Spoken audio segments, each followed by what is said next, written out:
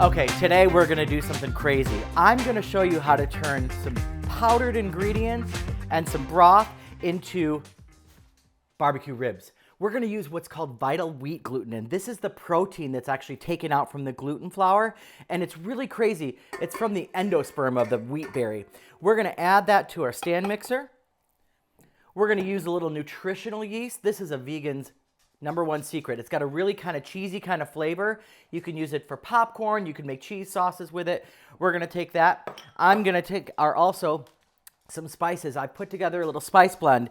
It's smoked paprika, some garlic powder, some onion powder, some black pepper. Boys, those are the dogs. Yep, they like to fight. Hey, Onyx Sterling, we're filming a show here. Can you play nice? Okay, hey. So we're gonna add these spices to it, okay?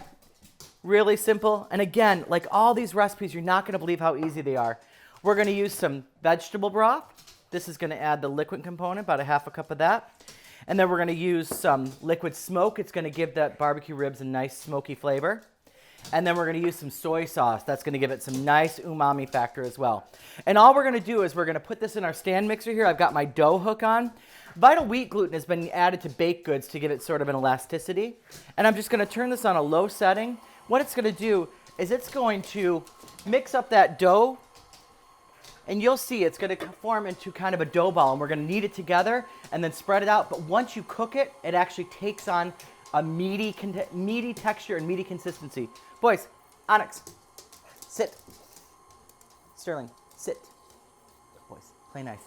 So this is crazy. So what it's gonna do is it's gonna mix together kind of like dough. Now you may have to at some point add a little bit more liquid to this if it gets a little dry. It's sort of a, do it as you go.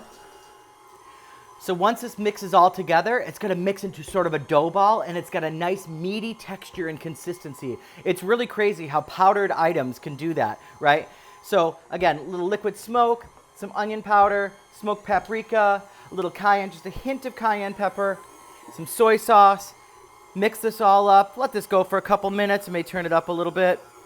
Again, I'm using the dough hook on my stand mixer here. Same way that you do for any baked goods.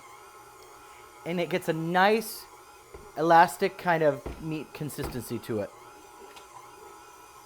We're gonna let that mix up a little bit. Then what I'm gonna do is I'm gonna take it and I'm gonna form it into a dough ball, which I'll show you. And then we're just gonna cook it very slowly in a pan with some vegetable broth, and it's gonna cook and steam up nice to get nice and meaty.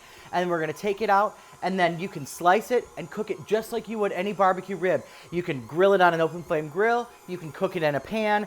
I've chosen to use one of my favorite, this Japanese barbecue sauce that I love. Again, these products you can find in just about any major store. They're not hard to find. You can find them online. You can find them in the store.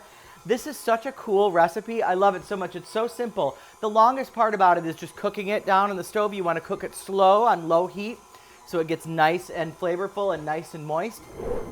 Now my dough mixture is ready in here. The next thing I'm going to do, I'm going to take it out. I'm going to grab a plate. And if you've ever made bread before, if you've ever mixed a dough ball, it's going to be very, very similar. And check this out. It's got this really cool, meaty kind of texture and consistency. I'm just going to knead it a little bit, just like you would if you were making a pizza ball, or if you were making bread or dough of any kind. I'm just going to give it a little hand mix like this, get it incorporated.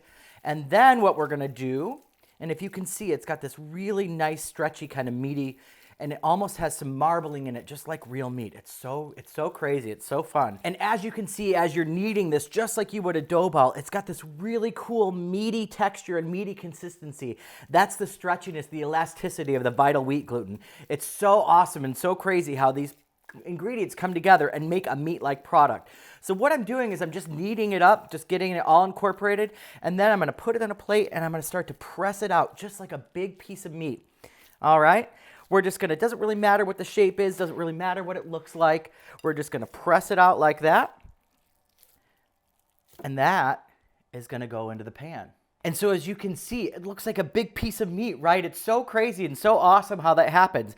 All right, I've just kneaded it out. It's got all that meaty texture. Then I'm just gonna put it in a pan and cook, and I'm gonna show you. I've already done this, I've already cut it up. Check this out, look at that.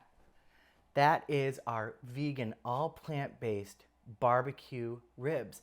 And what I've done is I've cooked them down with this, one of my favorite barbecue sauces, that Japanese barbecue sauce. Cook it down in a pan, cook it on low, that sauce starts to caramelize a little bit and thickens up, and there you have it, my friends. Vegan, all plant-based barbecue ribs. And again, for those of you that know, plant-based is the way to go.